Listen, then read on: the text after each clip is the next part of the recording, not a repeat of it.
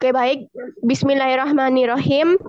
Assalamualaikum warahmatullahi wabarakatuh. Selamat sore, Bapak dan teman-teman semuanya. Di sini kami dari kelompok satu Rekayasa Sosial akan mempresentasikan hasil diskusi kami, yakni tentang perubahan sosial dan rekayasa sosial. Nah, untuk anggota sendiri itu ada 16 orang yang beranggotakan Jeffrey Febrion, saya sendiri, Aprilia Pratiwi, Serli Rahmasuci, Wiwit Reski Harun.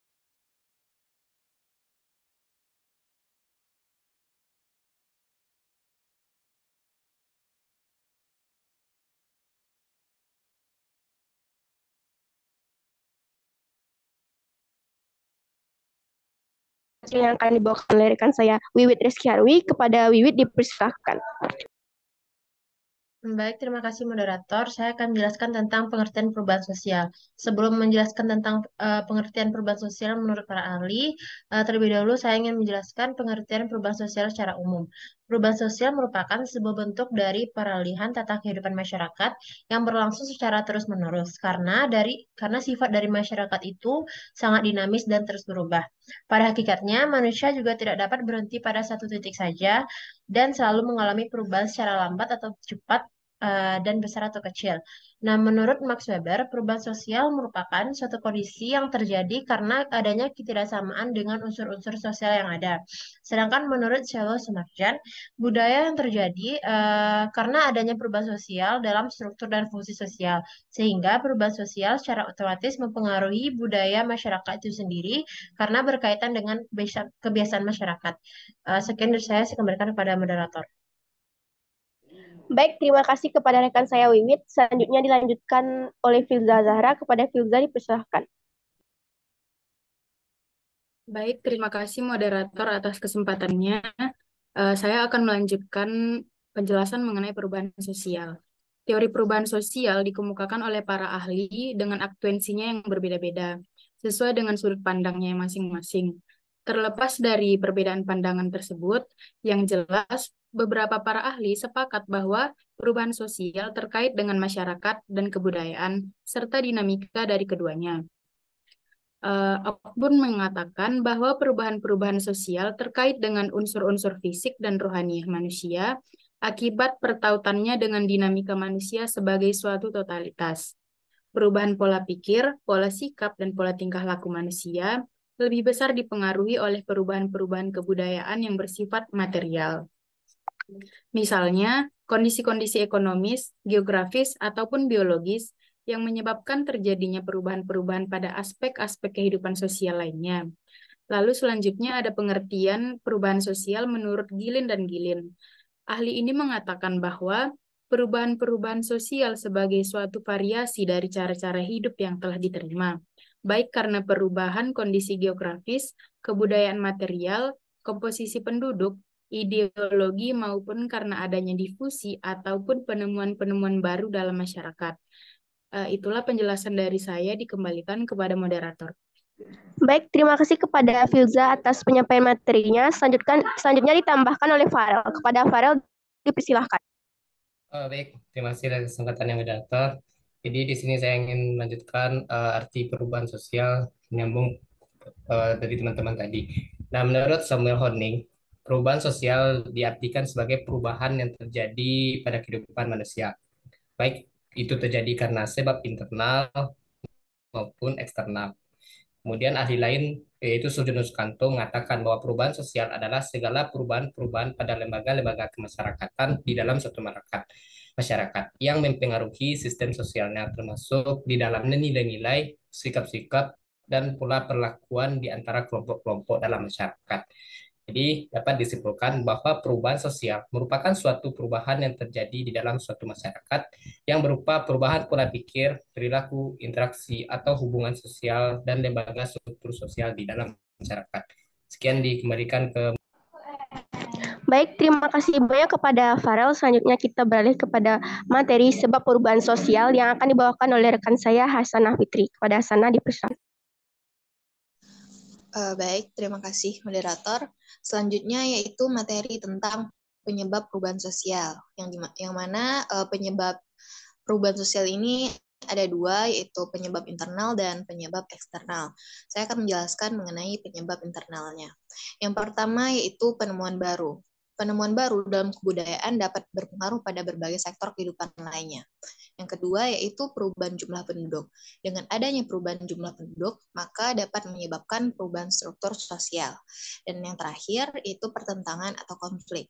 Keresahan dan kekecewaan yang timbul dapat mempengaruhi masyarakat dengan hal-hal yang baru. Sekian, dikembalikan kepada moderator.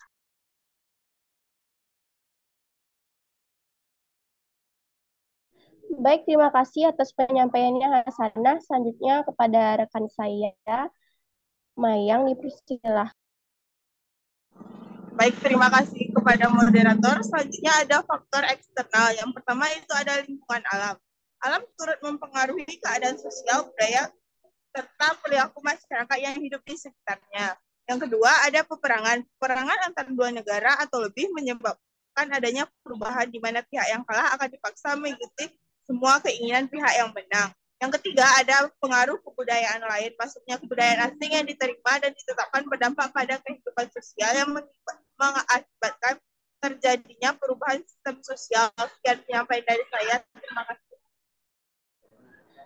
Baik, terima kasih Mayang. Selanjutnya materi ini akan ditambahkan oleh rekan saya Jeffrey Febrion. Kepada Jeffrey dipersilahkan.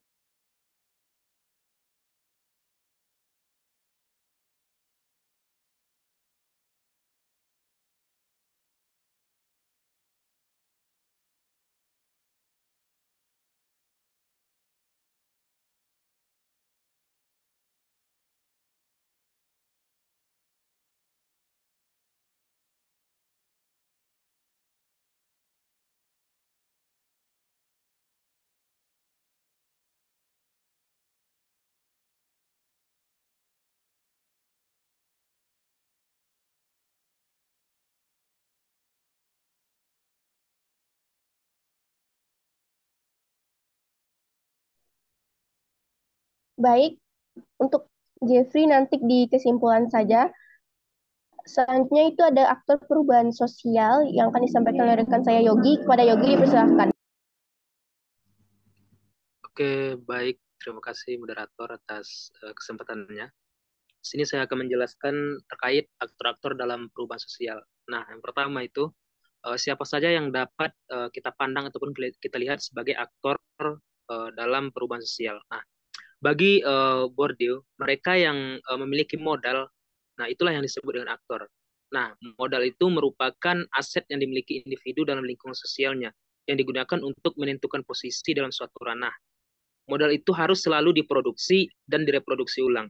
Nah, menurut Bourdieu, terdapat 4 jenis modal. Di antaranya ada modal ekonomi, modal sosial, modal kultural, dan juga modal simbolik. Sekian dari saya kembalikan kepada moderator. Baik, terima kasih moderator. Selanjutnya akan dilanjutkan oleh rekan saya Nurul Hidayah. Kepada Nurul dipersilahkan. Oke, terima kasih moderator. Penjelasan saya berikutnya itu konsep dari aktor perubahan sosial, yaitu pelaku dari perubahan itu sendiri, baik dari itu individu maupun kelompok, organisasi, institusi lain yang berperan dan terlibat terhadap proses dari perubahan sosial. Nah, di sini beberapa konsep. Yang pertama, menurut Durkheim mengatakan bahwa beraktor sosial dalam sebuah unit sosial menghasilkan perubahan sosial, yaitu division of labor. Lalu ada Karl Marx. Aktor dari sosial lah yang menciptakan sejarah di mana perubahan yang terjadi dalam suatu sejarah ditentukan oleh tindakan seorang aktor sosial. Walaupun Marx menjelaskan bahwa sistem itu mengikat, namun aktor tetap melakukan perubahan, bertindak dan bergerak di dalam karakter sosial yang berada di sistem sosial tersebut. Lalu menurut Max Weber, yaitu berdampak dari tindakan rasional.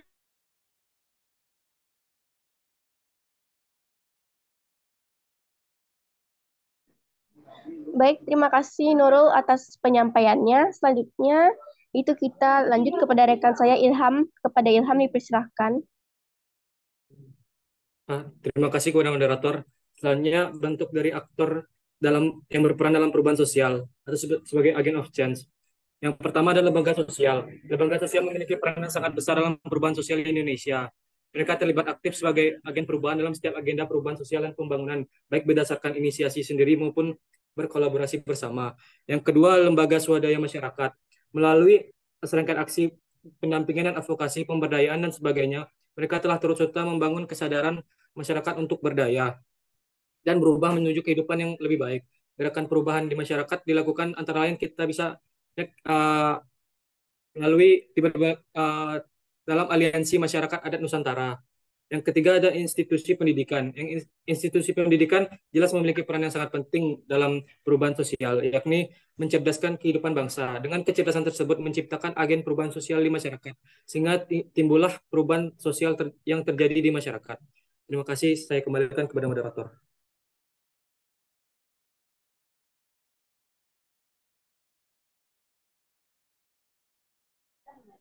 Baik, terima kasih Ilham atas penyampaiannya. Selanjutnya kita beralih kepada topik perubahan sosial yang proses yang akan disampaikan oleh rekan saya Muhammad Fikri Adi. Kepada Fikri dipersilahkan.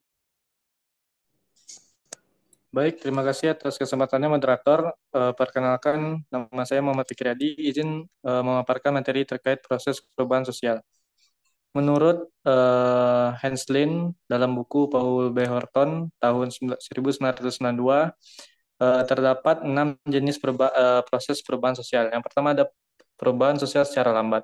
Perubahan sosial secara lambat dikenal dengan istilah evolusi, yang merupakan memerlukan waktu yang lama dan rentan perubahan kecil yang saling mengikuti. Selanjutnya ada perubahan sosial secara cepat, yaitu perubahan sosial yang berjalan cepat ini dinamakan dengan revolusi, yang menyangkut hal-hal mendasar bagi kehidupan masyarakat, setiap lembaga masyarakat, dan sering menimbulkan disintegrasi dalam kehidupan sosial, ekonomi, dan politik. Yang ketiga ada perubahan sosial kecil, yaitu perubahan sosial kecil terjadi pada unsur struktur sosial yang tidak membawa pengaruh langsung berarti bagi masyarakat, karena tidak berpengaruh terhadap berbagai aspek kehidupan. Yang keempat ada perubahan sosial besar, yaitu yang berpengaruh besar dalam berbagai aspek kehidupan manusia, seperti lembaga kemasyarakatan yang terjadi pada masyarakat mengalami proses modernisasi dan industrialisasi. Yang kelima, proses sosial yang direncanakan atau dikehendaki, merupakan proses yang diperkirakan atau direncanakan terlebih dahulu oleh pihak-pihak yang akan mengadakan perubahan di dalam masyarakat. Pihak-pihak mengenai perubahan ini disebut agent of change.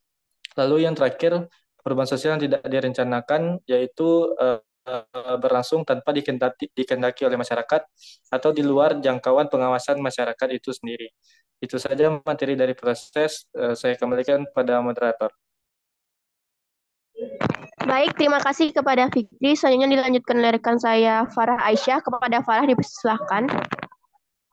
Baik, terima kasih moderator atas kesempatannya. Selanjutnya, mengenai proses perubahan sosial, itu juga menyangkut difusi, akulturasi, asimilasi, dan akomodasi. Nah, difusi sendiri yaitu suatu proses penyebaran unsur kebudayaan yang meliputi ide-ide, keyakinan, hasil kebudayaan, dan sebagainya dari individu ke individu lain, dari satu golongan ke golongan lain, dalam satu masyarakat atau dari satu masyarakat ke masyarakat lain. Kemudian yang kedua, ada akulturasi, yaitu proses perubahan sosial budaya karena masuknya satu kebudayaan asing ke dalam sekelompok masyarakat. Kemudian unsur budaya asing bisa diterima dan disesuaikan dengan kebudayaan asli masyarakat. Yang ketiga ada asimilasi, yaitu proses asimilasi akan timbul jika ada kelompok-kelompok yang berbeda, namun saling berinteraksi secara langsung dan terus-menerus dalam jangka waktu yang lama, sehingga kebudayaan masing-masing kelompok berubah dan saling menyesuaikan diri. Kemudian yang terakhir yaitu akomodasi. Menurut Gillen, akomodasi diartikan sebagai suatu pengertian yang digunakan oleh para sosiolog untuk menggambarkan suatu proses dalam hubungan-hubungan sosial yang sama artinya dengan pengertian adaptasi yang dipergunakan oleh ahli-ahli biologi, yaitu untuk menunjukkan pada suatu proses di mana makhluk hidup menyesuaikan diri sesuai dengan alam lingkungannya. Mungkin sekian dari saya kembalikan ke moderator.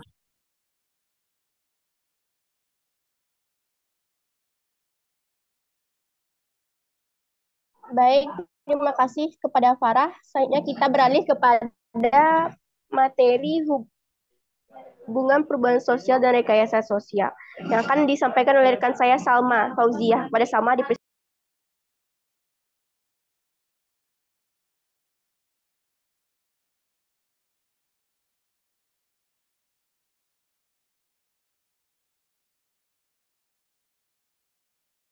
Baik, Salma dipersilahkan. Sherly dulu, Pril. Baik, langsung saya kepada Sherly, dipersilahkan.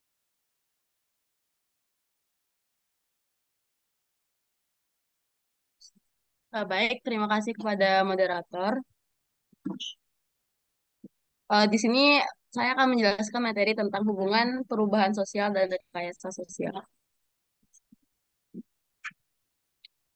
Di sini ada dua jenis perubahan sosial, yakni perubahan sosial yang tak terencana dengan perubahan sosial terencana.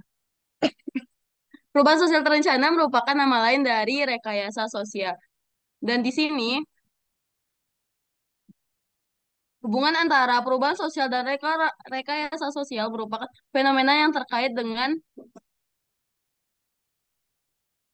proses transformasi dan adaptasi dalam masyarakat. Dan di sini contoh perubahan sosial yang disebabkan oleh rekayasa sosial ini terkait dengan pemberian training dan penyuluhan untuk mengurangi ketersediaan tenaga kerja bebas, peningkatan kinerja pekerja, dan perbaikan sistem pemerintahan. Namun di sini perubahan sosial tadi juga eh, dapat bisa terjadi secara terencana maupun tidak terencana seperti yang saya sebut.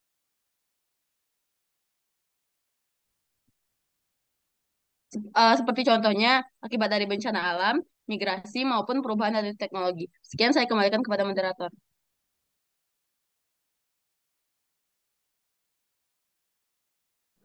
Baik, terima kasih Shirley atas penyampaian materinya. Selanjutnya dilanjutkan oleh rekan saya Salma. Kepada Salma dipersilahkan.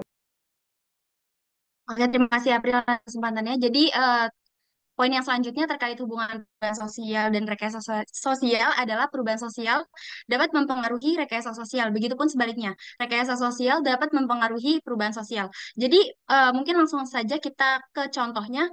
Pada pandemi COVID-19 kemarin itu merupakan salah satu bentuk atau salah satu contoh dari perubahan sosial, di mana pembatasan kontak langsung itu diterapkan gitu sama pemerintah. Lalu dengan adanya Zoom meeting ataupun platform lain yang dapat menunjang pertemuan secara tidak langsung itu kan dikembangkan gitu. Nah, itu merupakan salah satu bentuk dari rekayasa sosial. Nah, begitupun sebaliknya, rekayasa sosial dapat mempengaruhi perubahan sosial. Jadi, dengan adanya setelah masyarakat itu sudah tidak dibatasi lagi, alias pandemi COVID-19 itu sudah tidak seperti dahulu lagi, kontak langsung itu sudah tidak dibatasi lagi, penggunaan platform seperti Zoom Meeting ini dan lain sebagainya itu tetap digunakan, bahkan menurut masyarakat itu dianggap lebih efektif dan lebih efisiensif. Selanjutnya mungkin dikembalikan kepada April. Baik, terima kasih atas penyampaiannya Salma. Selanjutnya kepada Tori Yose dipersilahkan. Oke, baik. Terima kasih moderator. Saya akan melanjutkan materi dari hubungan perubahan sosial dan rekayasa sosial. Nah, pada poin terakhir dari hubungan perubahan sosial dan rekayasa sosial itu adalah perubahan sosial melalui rekayasa sosial harus dimulai dari perubahan cara berpikir. Nah, perubahan sosial melalui rekayasa sosial yang dimulai dari perubahan cara berpikir itu memiliki implikasi yang dalam dan juga kompleks dalam konteks masyarakat. Nah, ini berarti bahwa untuk mencapai perubahan sosial yang signifikan itu seringkali diperlukan upaya untuk mengubah pola pikir yang mendasar dari perilaku masyarakat. Nah, pola pikir masyarakat merupakan fondasi dari perilaku kolektif dan keputusan yang dibuat. Jadi, jika ingin mengubah perilaku masyarakat secara signifikan, maka penting untuk memahami dan memengaruhi pola pikir mereka. Nah, ini melibatkan identifikasi keyakinan, asumsi, dan juga persepsi yang mungkin menghambat perubahan sosial yang diinginkan. Baiklah, sekian dari saya. Selanjutnya saya kembalikan kepada moderator. Terima kasih. Baik, terima kasih atas penyampaiannya kepada rekan-rekan saya. Selanjutnya penambahan materi oleh Jeffy Febrion. Kepada Jeffy dipersilahkan.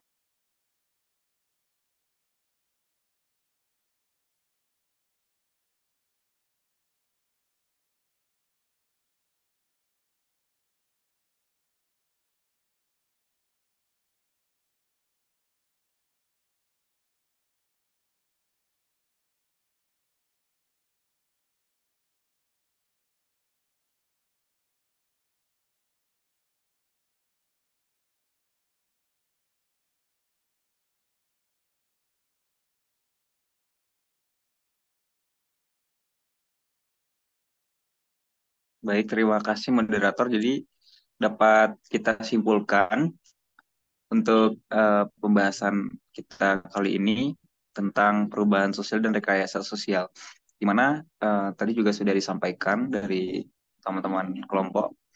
Dapat kita simpulkan bahwa perubahan sosial itu dapat terjadi secara internal dan eksternal. Misalnya secara internal itu dari masyarakat itu sendiri, bisa pertambahan penduduk atau terjadinya konflik atau perang di dalam masyarakat, serta timbulnya kebudayaan baru. Kemudian ada faktor eksternal, di antaranya itu misalnya faktor alam seperti terjadinya bencana, dan kebudayaan dari pengaruh dari kebudayaan masyarakat lain.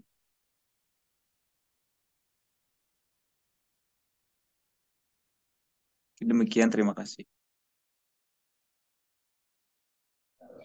Baik, terima kasih banyak Jeffrey atas penyampaian materi terakhirnya. Oleh karena itu, dapat disimpulkan bahwa pembahasan kita tentang perubahan sosial dan kaitannya dengan rekayasa sosial. Nah, itu sampaian presentasi dari kelompok 1. Semoga, mohon maaf bila ada yang kata yang salah. Wabillahi taufiq hidayah. Assalamualaikum warahmatullahi wabarakatuh.